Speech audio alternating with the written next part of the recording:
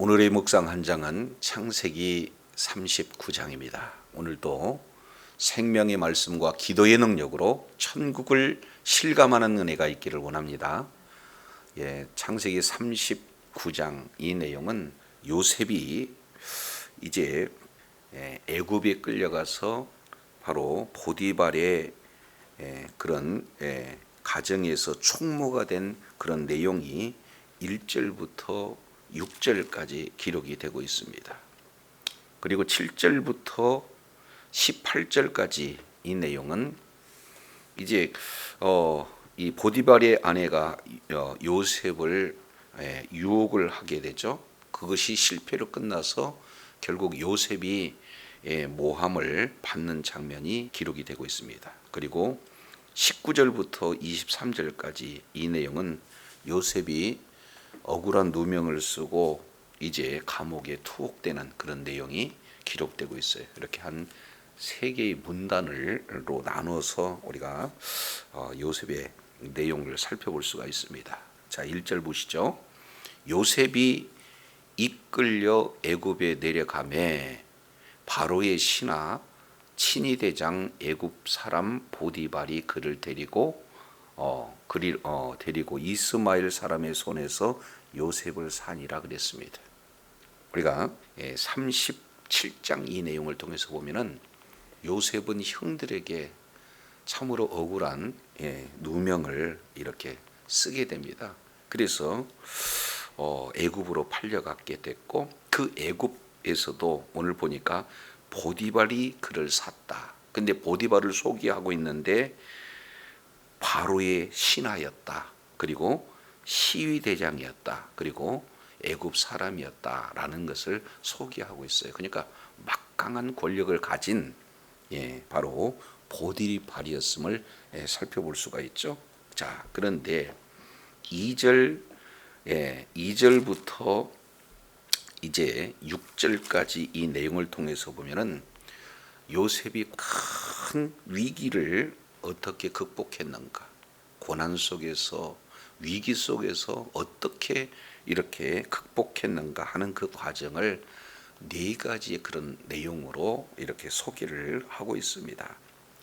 사실은 일을 해보지 않았는데도 불구하고 지금 종으로 팔려가서 종의 일을 그런 감당해야 되는 거죠. 인생의 큰 위기를 지금 맞이하게 되는 겁니다. 자, 그런데 이 위기를 어떻게 극복했는가? 첫 번째 2절 내용을 통해서 보면은 여호와께서 요셉과 뭐 하셨다? 함께 하셨다. 여기 가장 중요한 첫 번째 내용은요. 사람이 노력을 한다고 해서 위기가 사실은 다 극복되는 건 아니죠. 여기서 가장 위기의 그런 어떤 극복할 수 있는 그 원동력은 어디 있느냐? 하나님께서 함께 했을 때 모든 위기를 극복할 수가 있다라는 사실을 볼 수가 있어요. 자, 여호와께서 요셉과 함께 해주셨다. 그리고 그가 함께 하심으로 어떤 자가 되었느냐?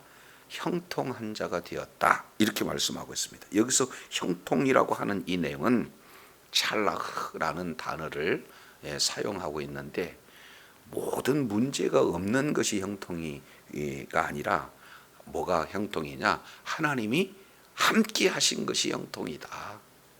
여기 그냥 전체 상황으로만 본다면은 아니 잘 나가던 이런 사랑받는 요셉이 뭡니까? 형들에게 거의 죽임을 당하는 상황까지 되었고 그리고 애굽에 팔려갔고 이런 내용이 형통일 수가 없잖아요. 그러니까 진정한 형통은 하나님께서 함께 하시는 것이 형통이다. 지금 이렇게 말씀을 하고 있습니다. 자, 그래서 3절입니다. 그 주인이 여호와께서 그와 함께 하심을 봤다. 그리고 또 여호와께서 그에게 범사에 형통하게 하심을 봤다. 지금 보았다 이렇게 말씀하고 있어요. 하나님께서 함께 하시니까 형통했어요. 근데 이것은 요셉 개인에게 주어지는 내용인데 하나님이 함께 하신 것이 비단 요셉에게 형통한 자가 되게 한 것뿐만 아니라 이제는 객관적인 측면에서 주인도 요셉이 하나님이 함께하는 자구나 라는 사실을 받고 그 함께한다는 내용이 일상 속에서 어떻게 돼요? 범사에 형통하게 되었다는 이런 어떤 내용들을 지금 말씀을 하고 있습니다. 그러니까 신앙인의 그런 어떤 모습을 요셉을 통해서 우리가 살펴볼 수 있죠. 정말로 하나님을 보여주는 자, 그리고 하나님이 함께 하심으로 무슨 일이든지 형통케 하는 자, 이 내용을 지금 하나님이 요셉과 함께 하심으로 이런 놀라운 은혜 가운데 거했다는 것을 지금 말씀을 하고 있습니다. 자, 이제 두 번째예요. 첫 번째는 어려운 위경 속에서도 위기 속에서도 극복할 수 있는 그 근원은 하나님이 함께 하시기 때문에 가능하다. 자, 그러면 이어서 4절입니다. 자, 두 번째, 요셉이 그의 주인에게 뭘 입었어요? 은혜를 입었어요. 하나님이 함께 하시면 반드시 하나님께서 은혜를 입게 하신다. 그러면은 은혜를 입게 하실 때 이제 어떻게 되느냐? 세 번째, 그가 요셉을 가정총무로 삼았다. 그리고 자기 소유를 다 그 손에게 뭐 했어요? 위임했다. 이제 은혜를 입으니까 어떤 현상이 나타나느냐? 바로 사람에게 이제 바로 이렇게 호의를 받는 그런 이런 환경이 열리고 또 아주 신임을 받아서 모든 것들을 다 이렇게 위임받는 그런 역사가 나타난다라는 것을 살펴볼 수가 있습니다. 자, 그런데 이게 5절 보세요. 5절. 그가 요셉에게 자기의 집과 그의 모든 소유물을 위임하고 난 다음에 뭐예요? 주관하게 하셨어요. 자, 그런데 여기에 하나님의 그 축복의 타이밍입니다. 자, 어떻게 되냐? 요셉이 그 집과 그의 모든 소유물을 주관한 그때부터 하나님이 하시는 일이 여호와께서 누구를 위하여?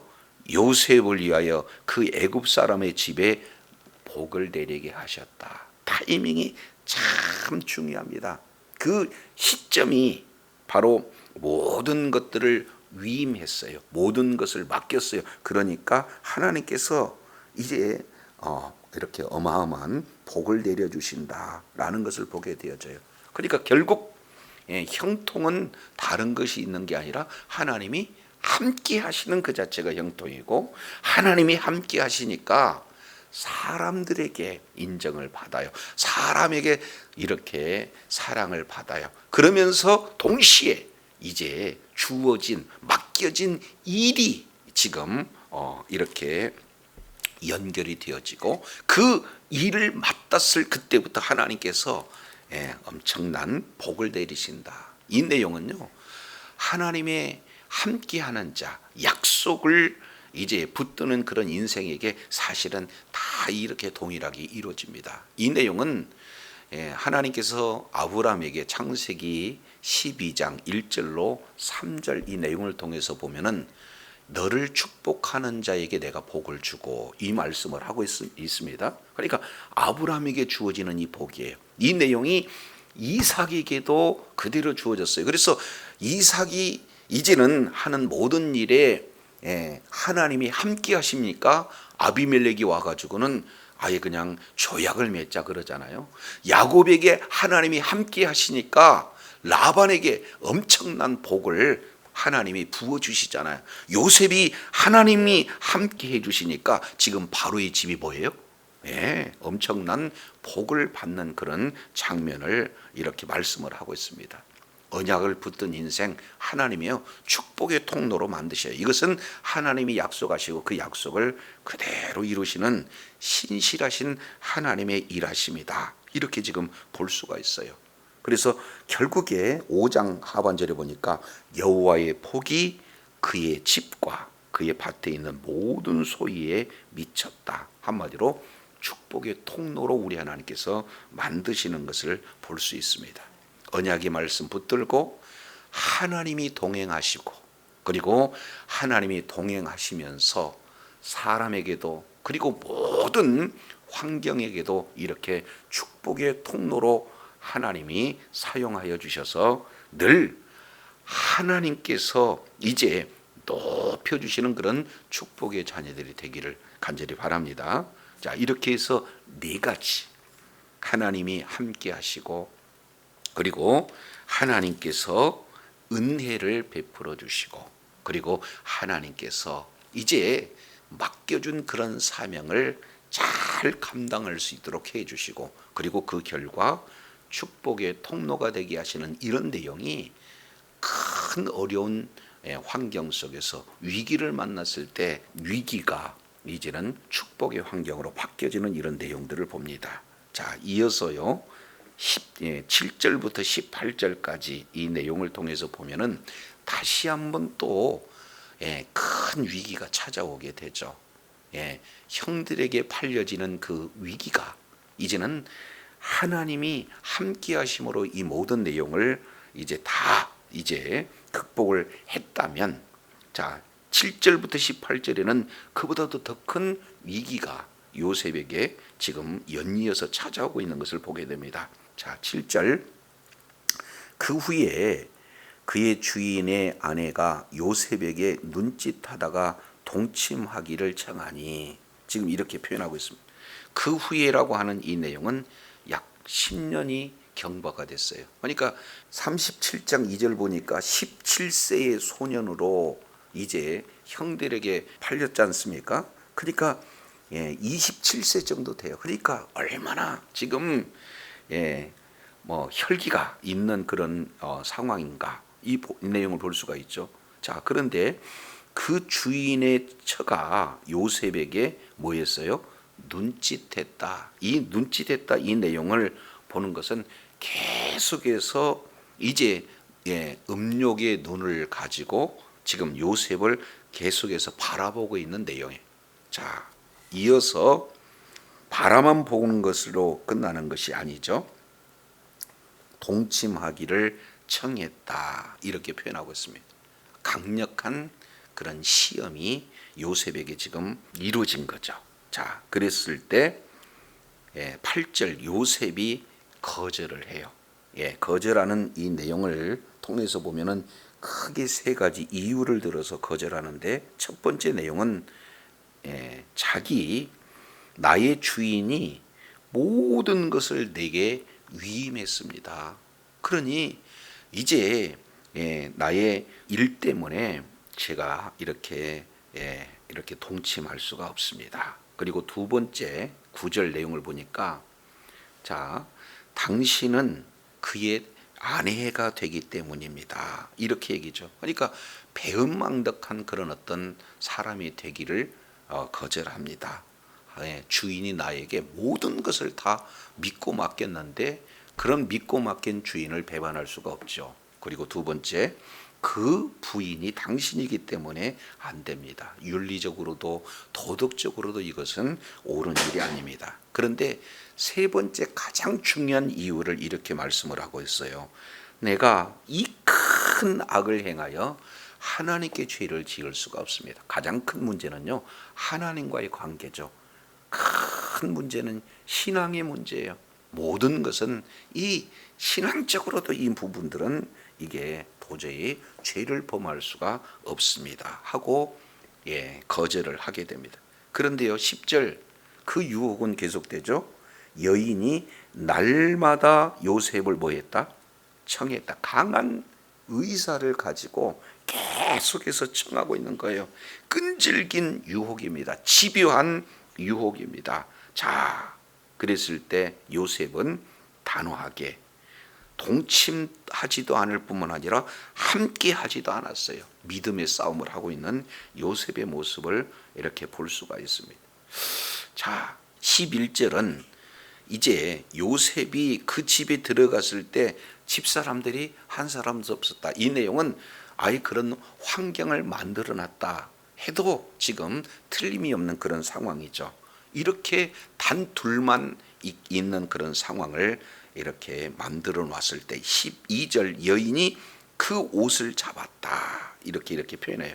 그리고 아예 나와 동침하자 이렇게 표현하잖아요. 그랬을 때 요셉은 자기 옷을 그 손에 버리고 도망갔다 이렇게 표현하고 있습니다. 죄와 싸워서 이길 수가 없거든요. 그렇기 때문에 도망가는 그런 어떤 방법뿐이는 없죠. 자, 그랬을 때 이제 그 욕정이 불탔던 그 여인이 이제는 뭘로 바뀌느냐? 분노로 바뀌어요. 그러면서 14절에 중요한 표현을 이렇게 하고 있습니다. 집사람들을 부르죠. 그리고 이렇게 표현해요. 주인이 히브리 사람을 우리들에게 데려다가 우리를 희롱한다 이렇게 표현하고 있습니다. 여기에 참 재미있는 표현은 아니 요셉이 자기를 겁탈한다 이게 사실은 상황에 맞는 그런 내용이지 않습니까? 그런데 주인 문제로 바꿔요. 그러면서 지금 자신의 문제를 우리 문제라고 그 모든 내용들을 지금 확대하고 있어요. 개인의 문제가 아니라 우리 공동체 문제다 하고 이제는 우리 모두가 다 피해자다라고 코스프레하고 있는 그런 내용을 소개하고 있습니다. 그러니까 이것이 사실은요 전형적인 사탄의 그런 어떤 방법이에요. 사실을 상당히 왜곡하고 편협되게 이렇게 해석해서 결국 전체를 자신도 속이고 공동체 전체를 속이는 그런 모습을 보면은 이것은 죄의 특성, 사단의 그런 어떤 전형적인 방법과 동일한 그런 어떤 내용입니다. 그러면서 이렇게 표현을 해요. 그가 나를 이렇게 겁관하고자 내게로 오기로 내가 소리를 질렀다 이렇게 얘기해요. 그러니까 실제 오는 것은 11절 보니까 뭐 하러 왔습니까? 11절 일하러 왔어요. 그런데 이 자가 얘기하는 것은 14절 뭐라고 표현하고 있습니까? 겁탈하러 왔다 이렇게 해서 사실을 완전히 왜곡하고 있는 그런 어떤 내용입니다. 철저하게 자기 죄에 대해서 회개보다는 어떻게 돼요? 다른 사람에게 죄를 전가시키는, 그래서 문제를 더 확대시키는 전형적인 그런 죄의 모습, 사탄의 그런 전형적인 방법이 그대로 드러나고 있는 것을 봅니다. 자, 이랬을 때 15절, 자, 소리를 질러 그 부름을 듣고 그 옷을 내게 버려두고 도망갔다. 지금 이렇게 왜곡된 사실을 말하고 있죠. 그러면서 16절, 자, 그 옷을 곁에 두고 자기 주인이 집으로 오기를 기다리고, 이제 왜곡된 증거물로 지금 가지고 있는 것을 보게 됩니다. 그러면서 17절, 이 말로 그에게 고하여 이르되 당신이 우리에게 데려온 히브리 종이 나를 희롱하고자 내게로 들어왔기로, 그리고 내가 소리를 질러 불렀더니 그가 옷을 내버려 두고 도망하여 나갔나이다. 이렇게 지금 말하고 있습니다. 얼마나 지금 왜곡해서 반대로 얘기하고 있는가 하는 것을 잘 보게 됩니다. 근데 여기서 주목해야 할 내용은 반복적인 용어가 나와요. 자, 12절, 그 여인이 옷을 잡고 그랬어요. 그래서 여인은 옷을 붙들고 있습니다. 그리고 16절도 그 옷을 곁에 두고 붙들고 있어요. 그런데 요셉은 어떻게 되느냐? 13절 옷을 12절 하반절에 옷을 버려두고 도망합니다. 13절 그 옷을 버려두고 도망합니다. 그리고 15절에도 그 옷을 버려두고 도망합니다. 18절 그 옷을 버려두고 도망합니다. 그러니까 옷이 계속해서 등장하는데 여자는 옷을 붙들고 있고, 그리고 요셉은 옷을 버려들고 도망하는 이 내용을 무려 6번에 걸쳐서 붙잡고 도망하고 하는 이런 내용들을 봅니다. 이제 여기서 옷이라고 하는 것은 우리가 잘 알겠지만 신분을 의미하고 있잖아요. 그래서 옷을 붙들었다 하는 그 내용은 결국에 너의 신분은 내 손아귀에 있다, 내 말에 순종해야 된다 하는 이런 어떤 내용을 가지고 바로 아예 그냥 그 음란의 마음을 행동으로 옮기고자 하는 그런 여인의 모습이에요. 이게 실패로 끝나자 어떻게 됩니까? 아예 음란의 증거로 확보하고 있는 것이 옷이다 그 말이죠. 그런데 요셉은 그 옷을 이제 벗어버림으로 말미암아 결국 옷 벗은 이 내용 자체가 사실은 영적인 그러한 순결의 증거의 표가 되어진다라는 것을 보게 됩니다. 자, 그 이제는 우리가 37절 이 내용을 통해서 본 고로 요셉은요 채색 옷을 입은 그런 자지 않습니까? 한마디로 본다면은 존귀한 자예요. 관리자로 형들은 일하고 형들이 일하는 것을 관리했던 그 자체가 뭐예요? 채색 옷으로 나타났어요. 근데 그 채색 옷이 강제적으로 사실은 벗겨졌잖아요. 그러니까 채색 옷이 요셉을 지킬 수가 없다는 사실을 이미 경험했던 자입니다. 그렇기 때문에 옷을 과감하게 지금 벗고 죄에서 벗어나는 요셉의 그 결단, 순결의 증거가 옷을 벗음으로 나타나는 거죠. 자, 그랬을 때 20절 이 내용을 보니까 이렇게 표현을 해요. 이에 요셉의 주인이 그를 잡아 어디다 가뒀다? 옥을 가뒀다. 이것은요, 이건 얼마나 파격적인 은혜인지 몰라요. 왜 그러냐면 당시 함무라비 법정 이 내용을 통해서 보면은 자 강간미수, 그것도 주인과 강간미수다 그러면 사형입니다. 그때 당시. 근데 사형을 받아서 직결 심판을 받아야 할 그런 대상을 옥에 가뒀다? 이것은 있을 수 없는 그런 특혜다. 그러면 이 내용을 보면은 자 20절 누가 옥에 가뒀는가 봤더니 요셉의 주인이 그를 옥에 가뒀다. 지금 이렇게 표현을 하고 있습니다. 그것도 무슨 옥입니까? 왕의 죄수들을 가두는 옥 이렇게 표현했습니다. 그때 당시에 이 감옥이 한두 개가 있는 게 아니잖아요. 근데 특별 감옥에다 가둔 것은 특별히 보호를 했다라고 밖에 해석할 수가 없습니다. 왜? 다른 사설 감옥에다 가둬놓으면은 이 여주인의 그 영향이 미치기 때문에 요셉은 언제든지 죽을 수가 있어요. 그러면 이 보디발은 그 부인이 얼마나 평상시에도 음란한 여인이었다는 것을 직감적으로 이렇게 알 수 있기 때문에 요셉을 살려주게 되는 거죠. 자, 그러면서 여기에 이어서 두 번째로 이렇게 표현합니다. 여호와께서 요셉과 뭐 하셨다? 함께 하셨다. 큰 위기에서 그 위기를 극복할 수 있는 가장 본질적인 그런 출발점은 하나님이 함께 하신다는 거예요. 하나님이 함께 하시면 반드시 뭘로 연결이 됩니까? 은혜를 받게 하셔요. 두 번째, 은혜를 받게 하면은 세 번째 22절 이제는 새로운 사역이 주어집니다. 새로운 일거리를 주어집니다. 요셉에게 이 모든 옥중의 죄수를 맡겨지는 그런 내용입니다.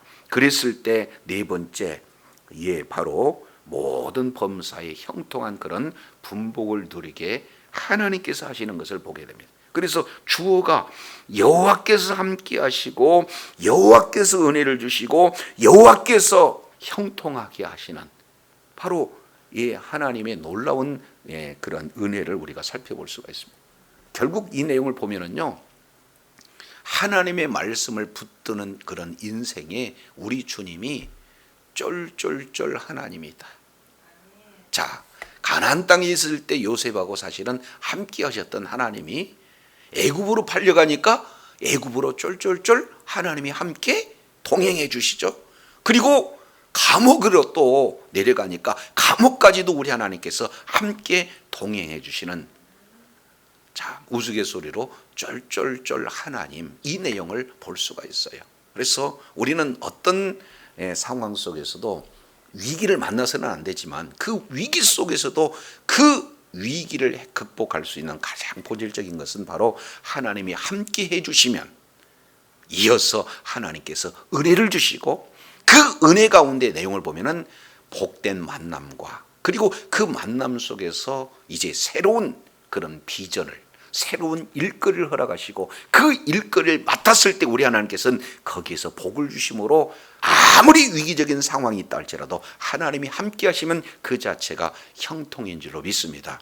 늘 삶의 현장 속에서 우리 하나님이 동행하여 주시고 뿐만 아니라 은혜를 베풀어 주시고 더 나아가서 복된 만남과 새로운 일거리를 허락하여 주시고 그 축복의 통로로 우리 주님이 사용해 주심으로 범사에 하나님께서 복을 주심으로 말미암아 존귀한 자로 세워지는, 그래서 늘 삶의 현장 속에서 내 삶의 현장 속에서 하나님을 보여주며 하나님을 자랑하며 하나님께 영광을 돌리는 축복의 통로로 하나님 앞에 존귀하게 쓰임받는 그런 은혜가 있기를 간절히 바랍니다.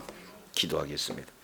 하나님 아버지, 오늘 요셉은 큰 위기, 형제들로부터 위기, 그리고 보디발의 아내로부터 위기를 만났습니다.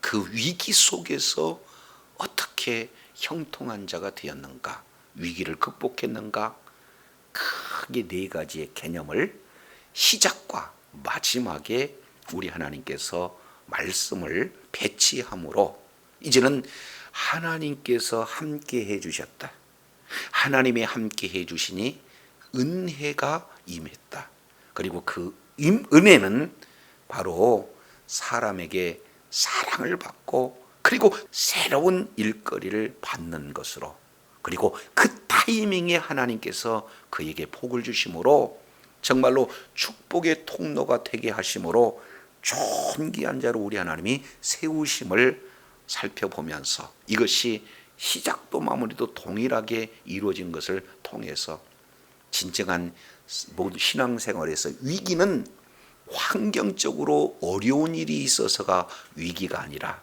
하나님이 함께 하심을 이제 경험하지 못한 것이 위기고, 제 아무리 큰 어려운 문제가 있다 할지라도 하나님이 함께 했을 때 그 모든 문제를 오히려 축복의 통로로 이끄신다는 사실을 일깨워 주셨사오니 범사에 약속의 말씀 붙들고 주님과 동행하는 삶으로 말미암아 하나님께 은혜를 받고 복된 환경이 활짝 열려져 늘 하나님 앞에 영광 돌리고 하나님 앞에 존귀하게 쓰임받는 주의 사랑하는 자녀들 다 되게 하여 주옵소서. 우리 구주 예수님 이름으로 기도드립니다. 아멘.